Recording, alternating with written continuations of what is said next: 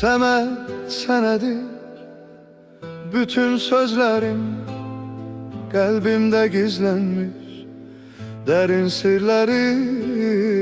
Yüreğim seninle her an bir bahar, yalnız sana özeldir güzel hayallar. Səməd ve Firuze bir eşk hikayesi, ruhunu okşayan sevgi nəğməsi.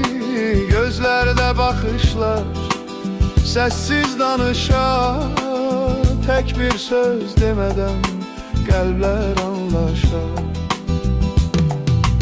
Adını çekende titreyir kalbim, seninle döyünür benim yüreğim. Firuzem sevgim sonsuzdur sana, kalbimi vererem bir gülüşüne.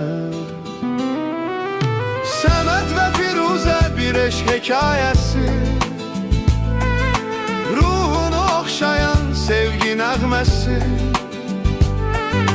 Gözlerde bakışlar sessiz danışar, tek bir söz demeden kalpler anlaşar.